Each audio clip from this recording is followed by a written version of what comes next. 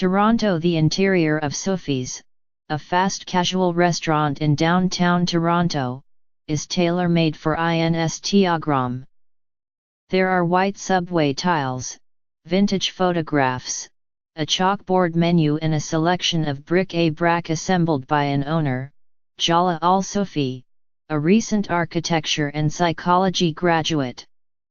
The barista, her younger brother, Allah, even sports the scruffy beard and Blue Jays cap favored by food service workers along this hip stretch of Queen Street. But Sophie's offers hints of something more unusual than just a place to get lunch.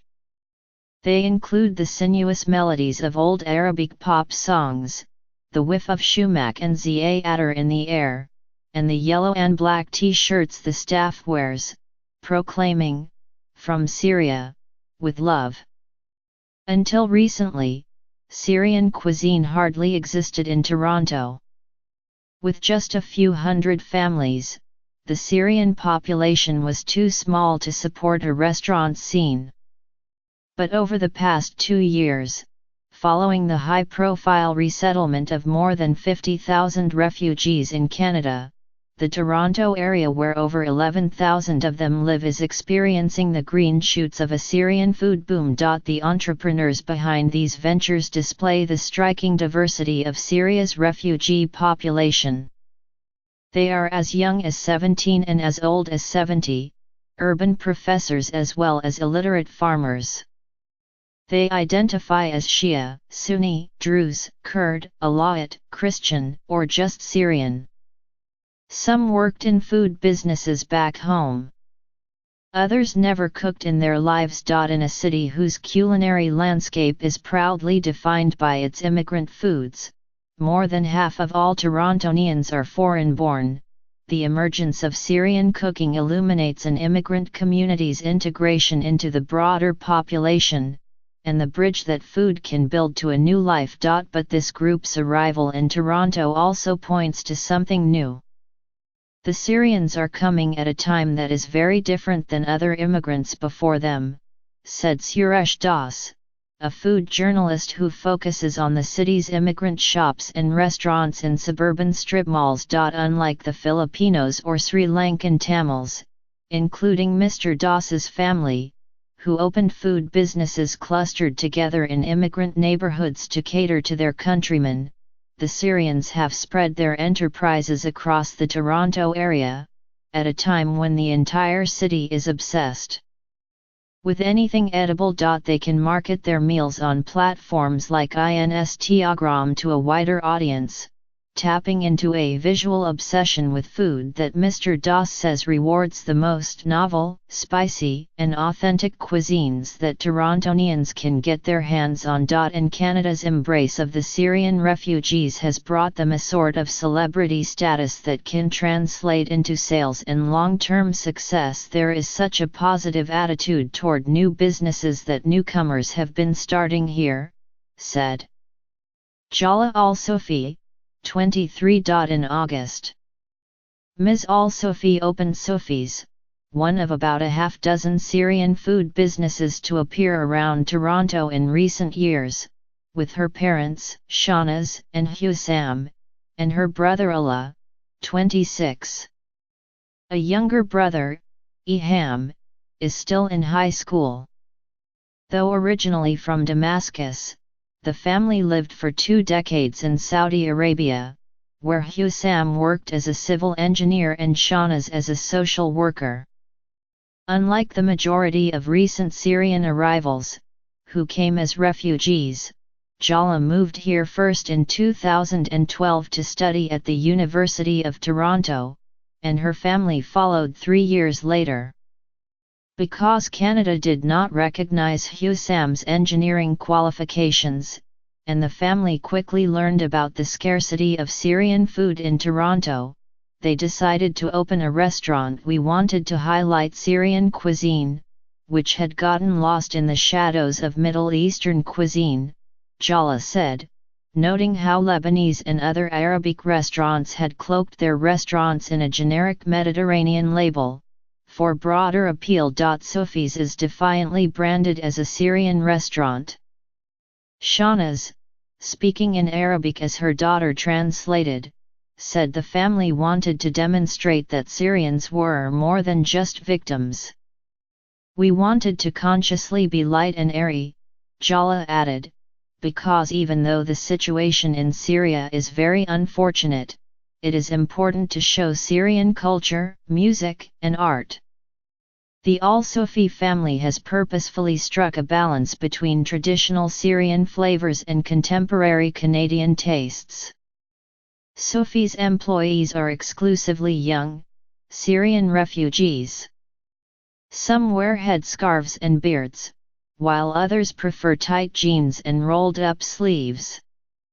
The meat is halal, but beer is served, and a sticker supporting gay, lesbian and transgender causes is displayed on the front door. The menu is built around two quintessential Syrian street foods: freshly baked manish flatbread topped with a variety of ingredients, from sucuk, spiced ground beef, to crumbled halloumi cheese with braised, lemon spinach, and nafi, a warm sweet dish of gooey cheese and filo strands, scented with rose water and soaked in syrup.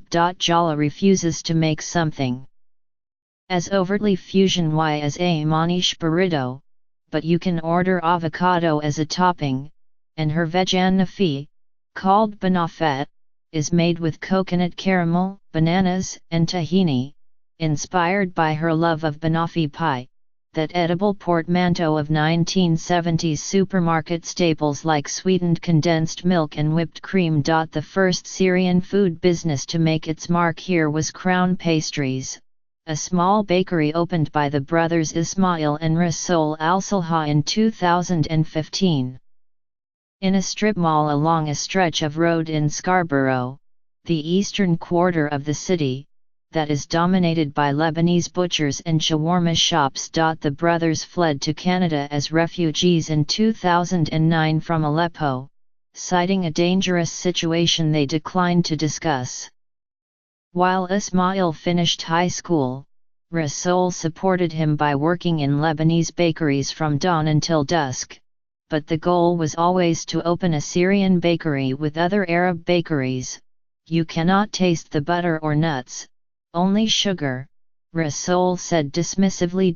Crown Pastries is a recreation of their grandfather's bakery of the same name, which operated in Aleppo's Old City from 1980 until the start of the civil war in 2011, when it was abandoned. It is where both brothers learned the trade. Crown Pastries' specialty is dozens of delicate sweets, layered with hand-folded filo dough. There are piles of baklava in various shapes and sizes, birds' nests of swirled noodles, custard-stuffed semolina and sweet cheese dumplings called halai jiban, and chocolate mafrouke, dense chocolate brownies covered in a storm of pistachios, almonds, and cashews. Authentic Syrian ingredients are hard to find in Canada, especially now, as the war goes on. Every 6 months, Crown Pastries pays more than $500 for a bottle of blood-red Syrian rose water, smuggled across the war's front lines into Turkey and on to Toronto, because Ismail believes that no other rose water will do. When he arrived in Toronto, Rasoul imagined it would take him 30 years to open his own business. But the bakery has become so successful that the brothers are already planning to expand. Canada's warm welcome to Syrian refugees was a hallmark of Justin Trudeau's election as Prime Minister in late 2015, and for many, it remains a potent symbol of Toronto's multicultural identity. The city's motto is "Diversity Our Strength." Syrian food businesses drew an overwhelming degree of media attention, and a customer base that extended well beyond people with Middle Eastern backgrounds. It was almost too much media, said Amir Fadel, 27, who arrived from Aleppo in 2016 and set up a supper club, catering company, and part-time street food stall called Baroia Kitchen with his wife, Noura Mamina. The response has been overwhelming. The couple have been invited to cater events at City Hall, the University of Toronto and the local offices of Uber. But while Mr. Fadl feels great pride in sharing the story of Aleppo's grand culinary tradition, he questions whether some Canadians are fetishizing Syrian refugees. There are other people who are refugees, he said, and they need opportunities, too.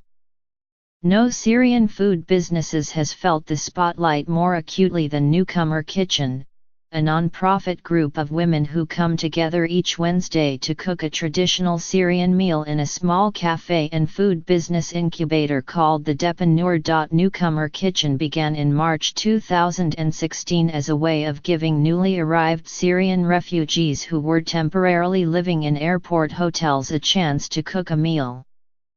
But it has grown into a collective of 60 cooks, who rotate in groups of 8 to make 53-course takeout dinners each week, for $20 apiece. The group has been the subject of dozens of news stories around the world, and a documentary film is in the works. A year ago, Mr. Trudeau visited with the press in tow, and his smiling face is proudly displayed around the kitchen. But expectations that this would lead to government funding for administrative costs have not panned out, and this winter Newcomer Kitchen has appealed to the public for donations. The project's future is tenuous. One warm morning last fall, that week's group of cooks milled about the Depanneur's large communal table, sharing jokes and drinking coffee with homemade anise-flavored cookies. Rahaf Alakbani, a 26-year-old Druze woman from Sweda, in Syria's south, and a former graduate student in English literature, urged everyone to don aprons and get to work. There was pita bread to be cut for the fatimish salad, onions to be browned for shakriya, a thick beef stew, and semolina flour to be mixed for the mamul cookies. I had no professional cooking experience at all, Ms. Alakbani said as she led the crew, but I have always loved cooking. Like most women here, she learned the recipes at her mother's side. Syria has one of the world's oldest and richest cuisines, and regional differences, even between towns, are hotly contested. There is no official translation, said Len Senator, who owns the Depanneur. Sometimes there's 20 different spellings for the same dish, and because each woman's version is the gold standard, the taste of the dish changes weekly. Newcomer Kitchen, at its heart, is a social experiment. Food isn't the end goal, said Kara Benjamin Pace, a retired software entrepreneur who helped found the group. It's the platform and conversation of how to bring people together and keep the culinary traditions of these women at a certain level. It is also, crucially, a source of healing. After ISIS killed one of her brothers as she watched, Ghada Abdullaha and her family scattered around the world. 2 of her brothers now work as cooks in Europe. While she landed in Toronto with her husband and 2 children, I felt very comfortable coming here, Ms. Abdullaha said, on her first visit back to Newcomer Kitchen since the birth of her daughter, named Rahaf after Ms. Alakbani, who she says saved her from post-traumatic stress and depression. Listening to the stories of others makes you feel okay, that you aren't the only one who suffers.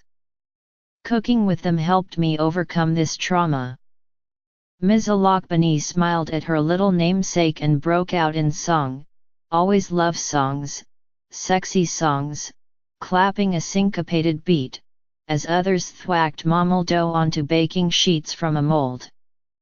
Soon the kitchen was a riot of singing, dancing and smells, as a potluck lunch of fresh hummus and baba ganoush, vegetarian kib, and spiced meat pies called shamborak filled the table for lunch. Yalla!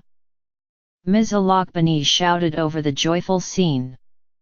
Let's eat!